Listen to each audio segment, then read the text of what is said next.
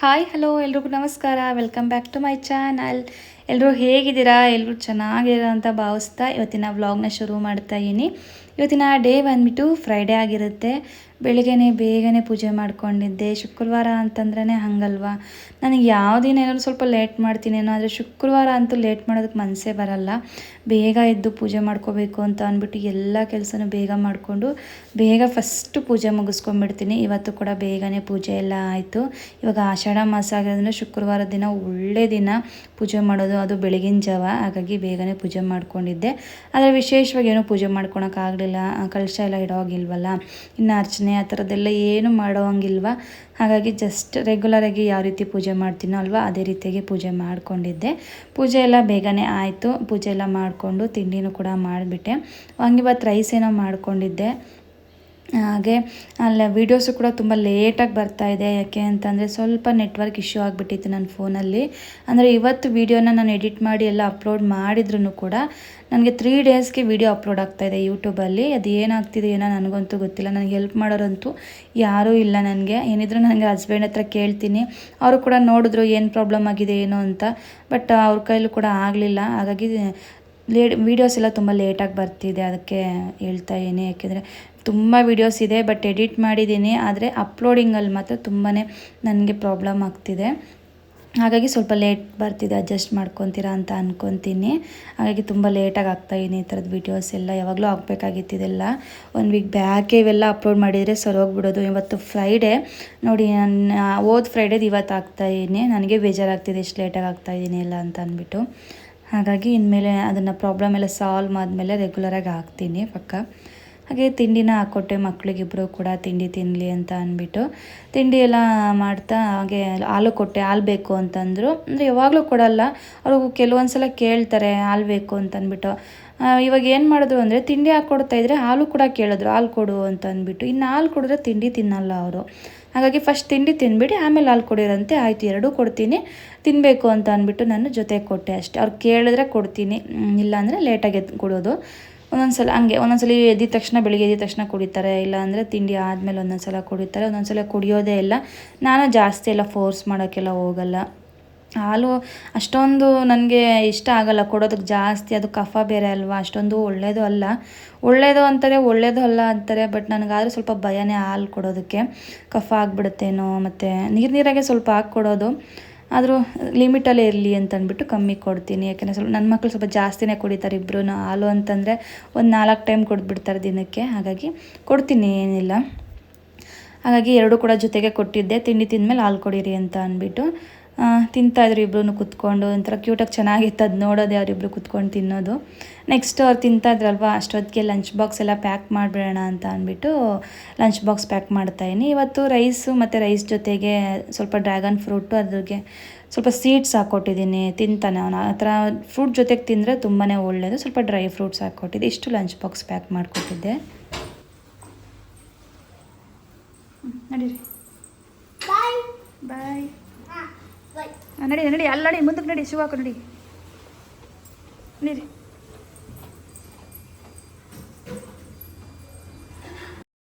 ಮಗನ್ನ ಸ್ಕೂಲ್ ಹತ್ರ ಬಿಟ್ಟು ಬಂದಮೇಲೆ ಮತ್ತೆ ನಾನು ಸೊಪ್ಪು ಬಿಡಿಸ್ತಾ ಇದ್ದೆ. ಬಿಡಿಸುವಾಗಲೇ ನನ್ನ ಮಗಳು ನನಗೆ ಜ್ಯೂಸ್ ಬೇಕು ಅಂತ ಹಠ ಮಾಡ್ತಾಯಿದ್ಲು. ಅವಳು ಹೆಂಗೆ ಅಂದರೆ ಏನಾದರೂ ಒಂದು ಕೊಡ್ತಾ ಇರಬೇಕು 1 ಅವರ್ಗೂ. ತಿಂತಾ ಇರ್ತಾಳೆ. ಸ್ವಲ್ಪ ಕುರುಕು ತಿಂಡಿಗಳು ಜಾಸ್ತಿನೇ. ಬಟ್ ಕುರುಕು ತಿಂಡಿ ಅಂತ ಅಂದ್ಬಿಟ್ಟು ನಾವು ಔಟ್ಸೈಡ್ ಫುಡ್ಡು, ಜಂಕ್ ಫುಡ್ ಎಲ್ಲ ಕೊಡೋದಕ್ಕೋಗಲ್ಲ. ಮನೆಯಲ್ಲೇ ಫ್ರೂಟು ಅಥವಾ ಜ್ಯೂಸು, ಡ್ರೈ ಫ್ರೂಟ್ಸು ಅಷ್ಟೇ ಕೊಡೋದು. ಅಷ್ಟು ಬಿಟ್ಟು ನಾನು ಏನೂ ಕೊಡೋಲ್ಲ. ರೇರ್ ಒಂದು ವೀಕ್ಲಿ 1-2 ಟೈಮ್ಸ್ ಅಥವಾ 3 ಟೈಮ್ಸ್ ಚಾಕ್ಲೇಟು, ಬಿಸ್ಕೆಟು ಅಷ್ಟೇ ಕೊಡೋದು. ನಾನಂತೂ ಕೊಡೋದೇ ಇಲ್ಲ. ನನ್ನ ತಮ್ಮ ಬಂದಾಗಲೋ ನಮ್ಮಪ್ಪ ಬಂದಾಗಲೋ ತೊಗೊಂಬರ್ತಾರಷ್ಟೇ. ಅವ್ರು ಬಂದಾಗ ಅವ್ರು ತಿನ್ನಬೇಕು. ನಾನಂತೂ ಕೊಡೋದೇ ಇಲ್ಲ. ಅವ್ರು ತಂದಿರೋದು ಕೂಡ ಬಚ್ಚಿಟ್ಬಿಟ್ಟಿರ್ತೀನಿ, ಕೊಡೋದೇ ಇಲ್ಲ. ಯಾವಾಗಲೂ ರೇರಾಗಿ ಕೊಡ್ತೀನಿ. ಜ್ಯೂಸ್ ಕೇಳಿದ್ಲು ಇದ್ದಕ್ಕಿದ್ದಂಗೆ. ಹಾಗಾಗಿ ಮಾಡ್ಕೊಳ್ಳೋಣ ಅಂತ ಎದ್ದು ಬಂದೆ, ಸ್ವಲ್ಪ ಸೊಪ್ಪೆಲ್ಲ ಬಿಡಿಸಿಟ್ಟು. ನೆಕ್ಸ್ಟು ಇಲ್ಲಿ ಇದಿತ್ತು ಅವಕಾಡೋ ಫ್ರೂಟ್, ಬಟರ್ ಫ್ರೂಟ್ ಅಂತ ಏನು ಕರೀತಾರಲ್ವ, ಅದು ಫ್ರೂಟ್ ಇತ್ತು. ಓಕೆ, ಚೆನ್ನಾಗಿರುತ್ತೆ. ಇದಂತೂ ಸಖತ್ತಾಗಿರುತ್ತೆ. ಜ್ಯೂಸ್ ಅನ್ನೋದಕ್ಕಿಂತ ಮಿಲ್ಕ್ ಶೇಕ್ ಅಂತ ಕರೆದ್ರೆ ಚೆನ್ನಾಗಿರುತ್ತೆ ಇದು. ತುಂಬಾ ಚೆನ್ನಾಗಿರುತ್ತೆ. ಸ್ವಲ್ಪ ಹಾಲನ್ನ ಹಾಕ್ಬಿಟ್ಟು ಒಂಚೂರು ಸಕ್ಕರೆ ಹಾಕ್ಬಿಟ್ಟು ಮಾಡಿಕೊಟ್ಟೆ. ನನಗಿಷ್ಟ ಆಯಿತು, ಚೆನ್ನಾಗಿತ್ತು. ಇವಳು ಸ್ವಲ್ಪನೇ ಕುಡಿದಿದ್ದು, ಜಾಸ್ತಿ ಎಲ್ಲ ಕುಡಿಲಿಲ್ಲ. ಅವಳು ಹಂಗೆ ಕೇಳ್ತಾಳೆ, ಒಂದು ಸ್ವಲ್ಪ ಕುಡಿತಾಳೆ ಅಷ್ಟೇ. ಏನೇ ಆದರೂ ಅಷ್ಟೇ, ಒಂಚೂರು ಸ್ವಲ್ಪ ತಿಂದ್ಬಿಟ್ಟು ಮತ್ತೆ ಬೇಡ ಅಂದ್ಬಿಡ್ತಾಳೆ. ಅವಳು ಕ್ಯೂರಿಯಾಸಿಟಿ ನೋಡಿ, ಜ್ಯೂಸ್ ಕುಡಿಯೋ ಯಾವ ಲೆವೆಲ್ ಕ್ಯೂರಿಯಾಸಿಟಿ ಕೊಡ್ತಾಳೆ ಅಂದರೆ ಎಲ್ಲ ಕುಡಿದ್ಬಿಡ್ತಾಳೇನೋ ಅನ್ನೋ ಹಾಗೆ ನೋಡಿ ಎಷ್ಟು ಖುಷಿ ಪಡ್ತಾಳೋ. ನಾನು ಜ್ಯೂಸ್ ಮಾಡಿಕೊಟ್ಟಿದ್ದ ತಕ್ಷಣ ರೆಡಿ ಆಯಿತು ಅಂತ. ಕುಡಿಲ್ಲ ಅಂತ ಕೇಳಿಬಿಟ್ಟು ಎಷ್ಟು ಚೆನ್ನಾಗಿ ಕುಡಿದು ಚೆನ್ನಾಗಿರ್ತೀವೆಲ್ಲ ನೋಡೋದಕ್ಕೆ. ನನಗಂತೂ ಇದೆಲ್ಲ ರೆಕಾರ್ಡ್ ಮಾಡಿದಾಗ ಇವೆಲ್ಲ ಏನೂ ಗೊತ್ತೇ ಆಗೋಲ್ಲ. ವೀಡಿಯೋಸ್ ನೋಡಿದಾಗ ನನಗಂತೂ ಸಖತ್ ಖುಷಿ ಆಗುತ್ತೆ. ಈ ಥರದ್ದೆಲ್ಲ ಮಿಸ್ಸೇ ಮಾಡೋದಕ್ಕೆ ಹೋಗಲ್ಲ ನಾನು ಅಪ್ಲೋಡ್ ಮಾಡೋದನ್ನು. ಯಾಕೆಂದರೆ ಇದು ಹೀಗೆ ಇದ್ದರೆ ಫ್ಯೂಚರಲ್ಲಿ ನೋಡೋದಕ್ಕೆ ತುಂಬಾ ಚೆನ್ನಾಗಿರುತ್ತೆ. ಅವರು ಕೂಡ ನೋಡಿದಾಗ ಅವ್ರಿಗೂ ಒಂಥರ ಖುಷಿ ಆಗುತ್ತಲ್ವ. ಹಾಗಾಗಿ ಇದನ್ನೆಲ್ಲ ಮಿಸ್ ಮಾಡದೆ ಅಪ್ಲೋಡ್ ಮಾಡ್ತೀನಿ. ಅವಳು ಕೂಡ ಮಿಕ್ಸಿ ಜಾರಿಗೆ ಇಟ್ಬಿಟ್ಟು ಈ ಥರ ಗುಯ್ ಅನ್ಸೋದು, ಎಷ್ಟು ಚೆನ್ನಾಗಿ ಆಟ ಆಡ್ತಾ ಇರ್ತಾಳೆ. ನಾನು ಏನು ಮಾಡ್ತೀನೋ ಅದನ್ನೇ ಮಾಡೋದು, ಎಲ್ಲ ಮಾಡ್ತಾ ಇರ್ತಾಳೆ. ತುಂಬಾ ಚೆನ್ನಾಗಿರುತ್ತೆ. ಹಾಗೆ ಸೊಪ್ಪೆಲ್ಲ ಅರ್ಧ ಬಿಡಿಸಿಟ್ಟಿದ್ನಲ್ವ, ಅದೊಂಚೂರು ಬಿಡಿಸೋದಿತ್ತು. ಜ್ಯೂಸ್ ಮಾಡ್ಕೊಟ್ಟು ಬಂದು ಮತ್ತೆ ಇದನ್ನೆಲ್ಲ ಇವಾಗ ಎತ್ತಿಟ್ಕೊತಾ ಇದ್ದೀನಿ. ಬೆಳಗ್ಗೆನೇ ಸೊಪ್ಪು ತೊಗೊಂಡಿದ್ದೆ, ಇವತ್ತು ಬಸ್ಸಾರು ಮಾಡೋಣ ಅಂತ ಅಂದ್ಬಿಟ್ಟು. ಫ್ರೆಶ್ಶಾಗಿ ಚೆನ್ನಾಗಿತ್ತು ದಂಟು ಸೊಪ್ಪು, ಹಾಗೆ ಅರವೆ ಸೊಪ್ಪೇನ ತೊಗೊಂಡಿದ್ದೆ. ಬಸ್ಸಾರು ಅಂತ ಬಂದಾಗ ನಾನು ಅರವೆ ಸೊಪ್ಪು ಅಥವಾ ದಂಟು ಸೊಪ್ಪು ಹಾಕ್ತೀನಿ, ಎರಡೂ ಹಾಕ್ತೀನಿ. ಅದು ಬಿಟ್ಟರೆ ಅರವೆ ಸೊಪ್ಪು ಬದಲು ಇನ್ನೊಂದು ಸೊಪ್ಪೇನೋ ಬರುತ್ತೆ, ಅದು ಹೆಸರೇ ಗೊತ್ತಾಗ್ತಾಯಿಲ್ಲ. ಅದು ಅವರು ತೆಲುಗಲ್ಲಿ ಮಾರ್ಕೊಂಡು ಬರ್ತಾ ಇರ್ತಾರೆ. ನನಗೆ ಆ ತೆಲುಗು ನೇಮೇ ಬರುತ್ತೆ, ಕನ್ನಡ ಗೊತ್ತಿಲ್ಲ. ಆ ತೆಲುಗು ನೇಮ್ ಕೂಡ ನನಗೆ ಹೇಳೋಕ್ಕೆ ಬರ್ತಾಯಿಲ್ಲ. ಅಂದರೆ ಅವರೇ ಕೊಡ್ತಾರೆ, ನಾನು ರೆಗ್ಯುಲರ್ ತೊಗೊಳೋದ್ರಿಂದ ನನಗೆ ಫ್ರೆಶ್ ಆಗಿರೋಂಥ ಸೊಪ್ಪನ್ನೇ ಕೊಡ್ತಾರೆ, ಚೆನ್ನಾಗಿರೋದಕ್ಕೆ. ನಾನು ವೀಕ್ಲಿ ಒನ್ಸ್ ಆರ್ ಟ್ವೈಸ್ ಪಕ್ಕ ತೊಗೊತೀನಿ. ಸೊಪ್ಪಂತೂ ಮಿಸ್ ಮಾಡೋದಕ್ಕೆ ಹೋಗಲ್ಲ. ರೆಗ್ಯುಲರ್ ಅವ್ರ ಹತ್ರನೇ ತೊಗೊಳೋದು, ಮನೆಯವ್ರ ಹತ್ರ ಬರೋ ಹತ್ರ. ಹಾಗಾಗಿ ಅವ್ರು ಚೆನ್ನಾಗಿರೋದು ನೋಡಿ ಹೊಸ್ದಾಗಿ ಏನಾದರೂ ಬಂದಿದ್ರೆ ಕೊಡ್ತಾರೆ. ಅದನ್ನು ತೊಗೊಂಡಿದ್ದೆ. ಇವತ್ತು ಅರವೆ ಸೊಪ್ಪು ಬದಲು ಬೇರೆ ಏನೋ ತೊಗೊಂಡಿದ್ದೆ, ಅರವೆ ಸೊಪ್ಪು ಟೈಪೇ, ಬಟ್ ಅದು ಬೇರೆ ಸೊಪ್ಪು ಗೊತ್ತಿಲ್ಲ.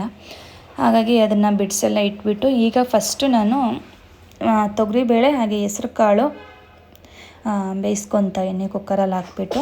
ಅದಕ್ಕೆ ಸ್ವಲ್ಪ ಹಸಿಮೆಣ್ಸಿನ್ಕಾಯಿನೂ ಕೂಡ ಹಾಕ್ಕೊಂಡಿದ್ದೀನಿ, ಒಂದು 4-5 ಹಸಿಮೆಣ್ಸಿನ್ಕಾಯಿ. ಫಸ್ಟ್ ಬೇಳೆನೂ ಇದು ಕುಗ್ಸ್ಕೊಂಬಿಡೋಣ ಅಂತ ಅಂದ್ಬಿಟ್ಟು. ಆಮೇಲೆ ಸ್ವಲ್ಪ ಸಬ್ಸಿಗೆ ಸೊಪ್ಪು ಇತ್ತು ಮೊನ್ನೆ ತೊಗೊಂಡು ಬಂದಿದ್ದು, ಅದೊಂಚೂರು ಎತ್ತಿಕ್ಕಿದ್ದೆ ಬಸ್ಸಾರಿಗೆ ಮಾಡಿದಾಗ ಹಾಕೋಣ ಅಂತ ಅಂದ್ಬಿಟ್ಟು.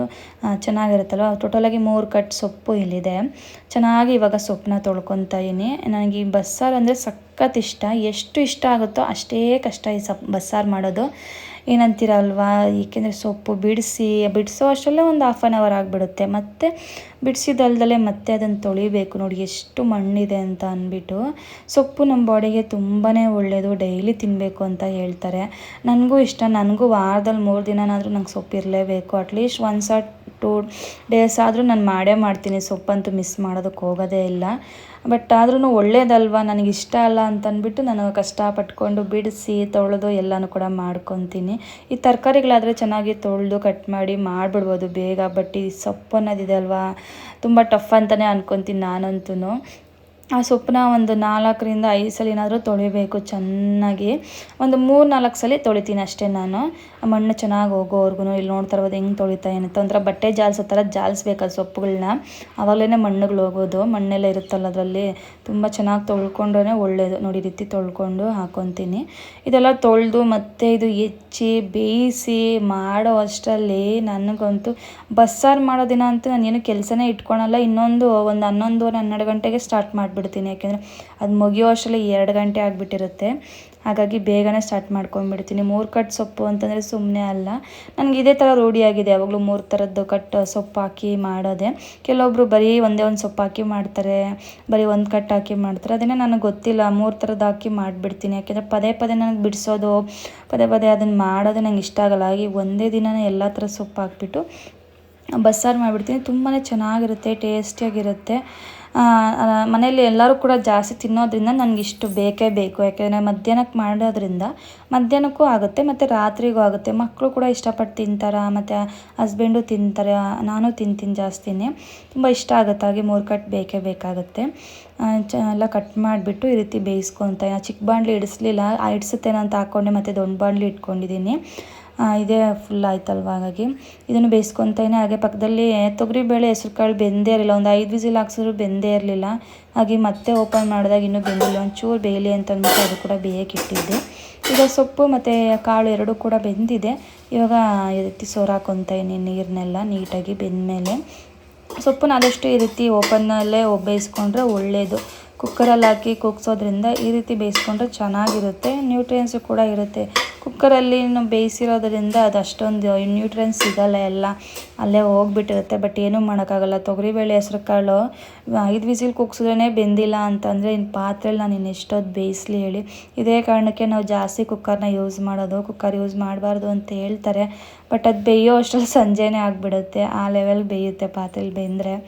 ಕುಕ್ಕರಲ್ಲೇ ಲೇಟ್ ಆಗುತ್ತಲ್ವ, ಹಾಗಾಗಿ ಕಾಳುಗಳನ್ನ ಮಾತ್ರ ಕುಕ್ಕರಲ್ಲಿ ಬೇಯಿಸ್ಕೊತೀನಿ ಅಷ್ಟೇ. ಇನ್ನು ಅನ್ನ, ಸೊಪ್ಪು, ಬೇರೆ ತರಕಾರಿಗಳೆಲ್ಲ ಆರಾಮಾಗಿ ಪಾತ್ರೆಯಲ್ಲೇ ಬೇಯಿಸ್ಕೊಂಬಿಡ್ಬೋದು. ಬಟ್ ಈ ಕಾಳುಗಳನ್ನ ಮಾತ್ರ ಬೇಯಿಸ್ಕೊಳಕ್ಕಾಗಲ್ಲ, ತುಂಬಾ ಲೇಟ್ ತೊಗೊಳುತ್ತೆ. ಹಾಗಾಗಿ ಕುಕ್ಕರಲ್ಲೇ ಹಾಕ್ಬಿಡ್ತೀನಿ. ಹಾಗೆ ಇಲ್ಲಿ ಸೊಪ್ಪುದು ನೀರೆಲ್ಲ ನೀಟಾಗಿ ಗಟ್ಟಿಯಾಗಿ ಹಿಂಡ್ಕೋಬೇಕಾಗುತ್ತೆ, ಒಂಚೂರು ನೀರು ಇಲ್ದಂಗೆ, ಯಾಕೆಂದರೆ ಅದು ಪಲ್ಯ ಮಾಡ್ಕೋಬೇಕಲ್ಲ. ಹಾಗಾಗಿ ಆಮೇಲೆ ಕಾಳುಗಳ್ದು ಅಷ್ಟು ನೀರೆಲ್ಲ ಸೋರ್ಕೊಂಡು ಹಸಿಮೆಣ್ಸಿನ್ಕಾಯಿ ಎಲ್ಲ ಆರಿಸ್ಕೊಂಡೆ ಅದರಲ್ಲಿ. ಅದ್ರ ಜೊತೆಗೆ ಒಂದು ಸ್ವಲ್ಪ ಬೇಳೆನೂ ಕೂಡ ತೊಗೊಂಡಿದ್ದೀನಿ.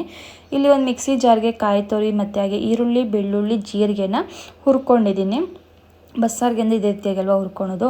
ಹುರ್ಕೊಂಬಿಟ್ಟು ಇವಾಗ ಬೇಯಿಸ್ಕೊಂಡಿರೋಂಥ ಹಸಿಮೆಣ್ಸಿನ್ಕಾಯಿ, ಸ್ವಲ್ಪ ಬೇಳೆ, ಹಾಗೆ ಒಂದು ಸ್ಪೂನ್ ಸೊಪ್ಪನ್ನು ಕೂಡ ಹಾಕ್ಕೊತಾಯಿನಿ. ಚೆನ್ನಾಗಿರುತ್ತೆ. ಸೊಪ್ಪನ್ನು ಕೂಡ ಹಾಕ್ಕೊಳ್ಳಿ, ಸ್ವಲ್ಪ ಹಾಕ್ಕೊಳ್ಳಿ, ಜಾಸ್ತಿ ಎಲ್ಲ ಬೇಡ. ಮತ್ತು ಸ್ವಲ್ಪ ಹುಣಸೆ ಹಣ್ಣು ಹುಳಿಗೆ, ಹಾಗೆ ಕೊತ್ತಂಬರಿ ಸೊಪ್ಪು ಲಾಸ್ಟಲ್ಲಿ. ಇಷ್ಟೇ. ನೀವು ಟೊಮೊಟೊನ ಬೇಯಿಸ್ಕೊಳ್ಳಿ. ನಾನು ಟೊಮೊಟೊನ ಬೇಯಿಸ್ಕೊಂಡಿಲ್ಲ, ಯಾಕೆಂದರೆ ಖಾಲಿ ಆಗಿಬಿಟ್ಟಿತ್ತು. ಕೆಲವೊಂದು ಸಲ ಇದ್ದರೂ ಕೂಡ ಹಾಕೋಕ್ಕೆ ಹೋಗಲ್ಲ ನಾನು, ಅದು ಆಪ್ಷನಲ್ ನಿಮಗೆ. ಟೊಮೊಟೊನೂ ಹಾಕೋಬೋದು, ಟೊಮೊಟೊ ಹುಣಸೆ ಎರಡೂ ಹಾಕೋಬೋದು. ಇಲ್ಲ ಅಂತಂದರೆ ನೀವು ಎರಡರಲ್ಲಿ ಒಂದಾದರೂ ಹಾಕೋಬೋದು. ನಾನು ಯೂಶ್ವಲಿ ಟೊಮೊಟೊ ಪ್ರತಿ ಸಲನೂ ಕೂಡ ಸ್ಕಿಪ್ ಮಾಡ್ತೀನಿ. ಕೆಲವೊಂದು ಸಲನೂ ಕೂಡ ಹಾಕೊತೀನಿ. ಹುಳಿ ಟೊಮೊಟೊ ನನ್ನ ಇದ್ದರೆ ಚಿಕ್ಕದು ಹಾಕೊತೀನಿ ಅಷ್ಟೇ, ತುಂಬ ಜಾಸ್ತಿ ಎಲ್ಲ ಯೂಸ್ ಮಾಡೋಕ್ಕೋಗಲ್ಲ ಟೊಮೊಟೊ. ಹಿಂಗೆ ಚೆನ್ನಾಗಿರುತ್ತೆ. ಇದು ಸೂಪರಾಗಿರುತ್ತೆ. ನನಗೆ ಟೊಮೊಟೊ ಹಾಕ್ಬಿಟ್ಟು ಒಂದು ಸ್ವಲ್ಪ ರೆಡ್ ಕಲರ್ ಬಂದುಬಿಡುತ್ತೆ ಅಂತ ಅಂದ್ಬಿಟ್ಟು, ನನಗೆ ಬಸ್ಸಾರು ಯಾವತ್ತಿದ್ರೂ ಒಂದು ಸ್ವಲ್ಪ ಗ್ರೀನಾಗಿದ್ದರೆ ಚೆನ್ನಾಗಿರುತ್ತೆ. ಹಾಗಾಗಿ ಫುಲ್ ಗ್ರೀನಾಗಿರಲಿ ಅಂತಂದ್ಬಿಟ್ಟು ನಾನು ಟೊಮೊಟೊನ ಸ್ಕಿಪ್ ಮಾಡ್ತೀನಿ. ಹಾಗೆ ಹಸಿಮೆಣ್ಸಿನ್ಕಾಯಿನ ಹಾಕ್ಕೊತೀನಿ, ಕಲರ್ ಚೆನ್ನಾಗಿ ಬರುತ್ತೆ ಅಂತ ಅಂದ್ಬಿಟ್ಟು. ನೀವು ಒಣಮೆಣ್ಸಿನ್ಕಾಯಿ ಅಥವಾ ಟೊಮೊಟೊನ ಯೂಸ್ ಮಾಡ್ಬೋದು. ಇನ್ನೆಲ್ಲ ಸೇಮ್ ಪ್ರೊಸೀಜರೇ. ಹಾಗೆ ನಾನು ಮಸಾಲೆ ಏನು ರುಬ್ಕೊಂಡಿದ್ನಲ್ವ, ಅದನ್ನು ನೀರೇನು ಹಾಕ್ಕೊಂಡಿದ್ನಲ್ವ ಸೊಪ್ಪುದು ಕಾಳ್ದು, ಅದೇ ನೀರಿಗೆ ಹಾಕಿ ಇಲ್ಲಿ ಮಿಕ್ಸ್ ಮಾಡ್ಕೊತಾ ಇದ್ದೀನಿ. ನೋಡಿ, ಈ ರೀತಿ ಮಿಕ್ಸಿ ಜಾರಿಗೆ ಒಂಚೂರು ನೀರು ಹಾಕ್ಕೊಂಡು ಈ ರೀತಿ ಶೇಕ್ ಬಿಟ್ಬಿಟ್ರೆ ಅಲ್ಲದ್ರಲ್ಲಿರೋವಂಥ ಮಸಾಲೆ ಎಲ್ಲ ನೀಟಾಗಿ ಮಿಕ್ಸಪ್ ಆಗುತ್ತೆ. ಇದರಲ್ಲಿ ಒಂಚೂರು ಕೂಡ ಮಸಾಲೆ ನಾನು ವೇಸ್ಟ್ ಮಾಡೋಕ್ಕೋಗಲ್ಲ. ಈ ರೀತಿಯಾಗಿ ನೀಟಾಗಿ ನೀರಲ್ಲಿ ಮಿಕ್ಸ್ ಮಾಡ್ಕೊಂಡ್ಬಿಡ್ತೀನಿ ಒಂದೇ ಸಲ. ನೋಡಿ, ಇಲ್ಲಿ ಎಕ್ಸ್ಟ್ರಾ ನೀರು ಬೇಕಾಗೇ ಇಲ್ಲ. ನಾನೇನು ಸೊಪ್ಪು ಬೇಯಿಸಿದ್ನಲ್ವ ಕಾಳು, ಅದ್ರ ನೀರಲ್ಲೇ ನೀಟಾಗಿ ಇವಾಗ ಮಸಾಲೆ ಏನು ರುಬ್ಕೊಂಡಿದ್ನಲ್ವ ಅದನ್ನ ಆ್ಯಡ್ ಮಾಡಿಕೊಂಡು ಮಿಕ್ಸ್ ಮಾಡ್ಕೊಂಡಿದ್ದೀನಿ. ಇದಕ್ಕೊಂಚೂರು ಕೂಡ ನೀರು ಆ್ಯಡ್ ಮಾಡ್ಕೊಂಡಿಲ್ಲ. ನಾನು ಕರೆಕ್ಟಾಗಿದೆ, ಇದು ಇಷ್ಟು ಸಾಕು ನನಗೆ ಕನ್ಸಿಸ್ಟೆನ್ಸಿ. ನಿಮಗೆ ಏನಾದರೂ ಸ್ವಲ್ಪ ಇನ್ನೂ ನೀರು ಹಾಕಬೇಕು ಅಂತಂದರೆ ನೀವು ಹಾಕೋಬೋದು. ನಂಗೆ ಸಾಕು, ಹಾಗಾಗಿ ಇಷ್ಟ ಹಾಕ್ಕೊಂಡೆ. ಹಾಗೆ ಇಲ್ಲಿ ಪಲ್ಯಕ್ಕೆ ನಾನು ಎಲ್ಲನೂ ಕೂಡ ರೆಡಿ ಮಾಡಿ ಇಟ್ಕೊಂಡಿದ್ದೀನಿ ಒಗ್ಗರಣೆಗೆ. ಬನ್ನಿ, ಇವಾಗ ಸೊಪ್ಪೇನು ಬೇಯಿಸ್ಕೊಂಡಿದ್ನಲ್ವ ಅದೇ ಬಾಣಲಿಗೆ ನಾನಿಲ್ಲಿ ಸ್ವಲ್ಪ ಎಣ್ಣೆನ ಹಾಕ್ಕೊತಾ ಇದ್ದೀನಿ. ಎಣ್ಣೆ ಹಾಕ್ಕೊಂಡು ನಾನು ಒಂದೇ ಸಲ ಇಲ್ಲಿ ಒಗ್ಗರಣೆ ಹಾಕ್ಕೊತಾ ಇದ್ದೀನಿ, ಸಾಂಬಾರಿಗೂ ಹಾಗೆ ಪಲ್ಯಕ್ಕೆ. ಮತ್ತು ಇನ್ನೊಂದು ಪಾತ್ರೆ ಬೇರೆ ಇನ್ಯಾಕೆ ಅಂತ ಅಂದ್ಬಿಟ್ಟು ನಾನು ಪಲ್ಯಕ್ಕೆ ಏನು ಒಗ್ಗರಣೆ ಹಾಕ್ಕೊತೀನೋ ಅದಕ್ಕೆ ಸ್ವಲ್ಪ ಸಾಸಿವೆ ಕಬೇವೆಲ್ಲ ಜಾಸ್ತಿ ಹಾಕ್ಕೊಂಬಿಟ್ಟು ಒಗ್ಗರಣೆ ಹಾಕ್ಕೊತೀನಿ. ನೀವು ಇಲ್ಲಿ ಬೆಳ್ಳುಳ್ಳಿನ ಬಳಸಿ ಅಂತ ಹೇಳ್ತೀನಿ, ತುಂಬಾ ಚೆನ್ನಾಗಿರುತ್ತೆ ಫ್ಲೇವರು. ನಾನು ಬಳಸಿಲ್ಲ, ಯಾಕೆ ಅಂತಂದರೆ ನಮ್ಮ ಯಜಮಾನ್ರಿಗೆ ಬೆಳ್ಳುಳ್ಳಿ ಫ್ಲೇವರ್ ಆಗೋಲ್ಲ. ಸಾಂಬಾರೆಲ್ಲ ಹಾಕಿದಾಗ ಗೊತ್ತಾಗಲ್ವಲ್ಲ, ಹಾಗಾಗಿ ಹಾಕ್ತೀನಿ. ಬಟ್ ಇದು ಡೈರೆಕ್ಟಾಗಿ ಬಾಯಿಗೆಲ್ಲ ಸಿಕ್ಕಿದ್ರೆ ಬೈತಾರೆ ಹಾಕ್ಬೇಡ ಅಂತ, ಹಾಗಾಗಿ ನಾನು ಹಾಕಿಲ್ಲ. ಈ ಜಾಗದಲ್ಲಿ ನೀವು ಸ್ವಲ್ಪ ಬೆಳ್ಳುಳ್ಳಿ ಹಾಕ್ಕೊಳ್ಳಿ. ಸಾಂಬಾರಿಗೆ ಒಗ್ಗರಣೆ ಹಾಕಿದ್ರು ಬೆಳ್ಳುಳ್ಳಿ ಹಾಕ್ಕೊಳ್ಳಿ, ಪಲ್ಯಕ್ಕೆ ಹಾಕಿದ್ರು ಕೂಡ ಹಾಕ್ಕೊಳ್ಳಿ, ಚೆನ್ನಾಗಿರುತ್ತೆ ಫ್ಲೇವರು. ತುಂಬಾ ಒಳ್ಳೆಯದು ಬೆಳ್ಳುಳ್ಳಿ ಸೇವಿಸೋದ್ರಿಂದ. ಈಗ ನೋಡಿ, ಸ್ವಲ್ಪ ಎತ್ಕೊಂಡ್ಬಿಟ್ಟೆ ಸಾಂಬಾರಿಗೆ. ನಾನು ಒಂದು ಸ್ವಲ್ಪ ಒಗ್ಗರಣೆ ಏನು ಹಾಕ್ಕೊಂಡಿದ್ನಲ್ವ ಅದನ್ನು ಎತ್ಕೊಂಡು ನಾನು ಸಾಂಬಾರಿಗೆ ಹಾಕ್ಕೊಂಡಿದ್ದೀನಿ. ಇವಾಗ ಪಲ್ಯಕ್ಕೆ ಇಲ್ಲಿ ಸ್ವಲ್ಪ ಈರುಳ್ಳಿ, ಸಣ್ಣ ಕಟ್ ಮಾಡಿರೋಂಥ ಈರುಳ್ಳಿ ಮತ್ತು ಒಣಮೆಣ್ಸಿನ್ಕಾಯಿನ ಯೂಸ್ ಮಾಡಿದ್ದೀನಿ. ಪಲ್ಯಗಳಿಗೆ ನಾನು ಒಣಮೆಣ್ಸಿನ್ಕಾಯಿನೇ ಯೂಸ್ ಮಾಡೋದು, ಯಾಕಂದರೆ ಇಲ್ಲಿ ಹಸಿಮೆಣ್ಸಿನ್ಕಾಯಿ ಬೆಳೆಸಿರ್ತೀವಿ ಆಲ್ರೆಡಿ ಅಲ್ವಾ, ಹಾಗಾಗಿ ಇದಕ್ಕೂ ಹಸಿಮೆಣ್ಸಿನ್ಕಾಯಿ ನಾನು ಹಾಕೋಕ್ಕೋಗಲ್ಲ. ಹಸಿಮೆಣ್ಸಿನ್ಕಾಯಿ ಹಾಕಿದ್ರೆ ಆ ಪಲ್ಯದಲ್ಲಿ ನಮಗೆ ಕಾಣಿಸೋದೇ ಇಲ್ಲ, ಬಾಯಿಗೆ ಸಿಕ್ಬಿಟ್ಟು ಮತ್ತು ಖಾರನೂ ಆಗುತ್ತೆ. ಮನೇಲಿ ಮಕ್ಳು ಇರ್ತಾರಲ್ವ, ಹಾಗಾಗಿ ನಾನು ಆದಷ್ಟು ಒಣಮೆಣ್ಸಿನ್ಕಾಯಿನೇ ಬಳಸ್ತೀನಿ. ಅದೆಲ್ಲ ಇದು ಚೆನ್ನಾಗಿ ಫ್ರೈ ಆದಮೇಲೆ ಸ್ವಲ್ಪ ಕಾಯಿ ತುರಿನ ಹಾಕ್ಕೊಂಡು ಒಂಚೂರು ಲೈಟಾಗಿ ಫ್ರೈ ಮಾಡಿಬಿಟ್ಟು ನಾವೇನು ಬೇಯಿಸ್ಕೊಂಡಿದ್ವಲ್ಲ ಸೊಪ್ಪು, ಹಾಗೆ ತೊಗರಿಬೇಳೆ, ಹೆಸ್ರು ಕಾಳು ಇಷ್ಟನ್ನು ಹಾಕ್ಕೊಂಡು ಒಂದು ಒಳ್ಳೆ ಮಿಕ್ಸ್ ಕೊಟ್ಟರೆ ರೆಡಿ ಆಗುತ್ತೆ. ಸಖತ್ತಾಗಿರುತ್ತೆ ಪಲ್ಯ ಅಂತೂ. ಬಟ್ ಇದು ಎಷ್ಟು ಟೇಸ್ಟಿಯಾಗಿರುತ್ತೋ ಮಾಡೋವಾಗ ಅಷ್ಟೇ ಕಷ್ಟವಾಗಿ ಮಾಡಿರ್ತೀವಿ, ಬಟ್ ಅದು ಗೊತ್ತಾಗಲ್ಲ ಯಾರಿಗೂ ನಾವು ಎಷ್ಟು ಕಷ್ಟಪಟ್ಟು ಮಾಡ್ತೀವಿ ಸೊಪ್ಪಿನ ಪಲ್ಯ ಅಂತ ಅಂದ್ಬಿಟ್ಟು. ಬಟ್ ತುಂಬ ಹೆಲ್ತಿ, ಒಳ್ಳೆಯದು. ಆದಷ್ಟು ವಾರದಲ್ಲಿ 2 ಸಲನಾದರೂ ಪಕ್ಕ ತಿನ್ನಿ. ನಾನು ವಾರದಲ್ಲಿ 2 ಸಲ ಪಕ್ಕ ಸೊಪ್ಪಂದು ಏನಾದರೂ ಒಂದು ಮಾಡೇ ಮಾಡ್ತೀನಿ. 2 ಸಲ 3 ಸಲ ಆಗಿರುತ್ತೆ ಒಂದೊಂದು ಸಲ. ಫಸ್ಟು ಪಲ್ಯನ ಒಗ್ಗರಣೆ ಹಾಕ್ಕೊಂಬಿಟ್ಟೆ. ಹಾಗೆ ಇಲ್ಲಿ ಕುಕ್ಕರಲ್ಲಿ ಬ್ರೌನ್ ರೈಸ್ನ ಬೇಯಿಸ್ತಾಯಿದ್ದೀನಿ. ವೈಟ್ ರೈಸ್ ಆದರೆ ಪಾತ್ರೆಲ್ಲೇ ಮಾಡೋದು, ಇದುವರೆಗೂ ನಾನು ಪಾತ್ರೆಲ್ಲೇ ಮಾಡ್ತಾ ಇರೋದು, ಕುಕ್ಕರ್ ಅಂತೂ ಯೂಸ್ ಮಾಡಿಲ್ಲ. ಬಟ್ ಇಲ್ಲಿ ಬ್ರೌನ್ ರೈಸ್ ಯೂಸ್ ಮಾಡೋದ್ರಿಂದ ಕುಕ್ಕರ್ನ ಇಟ್ಟಿದ್ದೀನಿ. ಯಾಕೆಂದರೆ ಬ್ರೌನ್ ರೈಸ್ ಬೇಯೋದೇ ಇಲ್ಲ. ಅಪ್ಪ ಮನೆ ಮಡಿಕೆಯಲ್ಲಿ ಬೇಯಿಸಿ ಎಷ್ಟೊತ್ತಾಗಿದೆ, ಒಂದು 2-3 ಅವರ್ಸ್ ಆಗಿದೆ. ಅದು ಐ ಫ್ಲೇಮ್ ಮೇಲೆ ಬೇಯಿಸಿ ಅದು ನೆನೆಸಿ ಬೇಯೋದೇ ಇಲ್ಲ ಬೇಗ. ಹಾಗಾಗಿ ಕುಕ್ಕರಲ್ಲಿ ಬೇಯಿಸ್ಕೊಂಡು ಸಾಂಬಾರು ಕೂಡ ಕುದಿಯೋಕೆ ಇಟ್ಬಿಟ್ಟೆ. ಹಾಗೆ ನನ್ನ ಮಗಳು ಮಲ್ಕೊಂಡಿದ್ಲು, ಇನ್ನೂ ನಾನು ಅಡುಗೆ ಮಾಡೋದಕ್ಕೆ ಈಸಿ ಆಯಿತು ಅವಳು ಮಲ್ಕೊಂಡಿರೋದ್ರಿಂದ.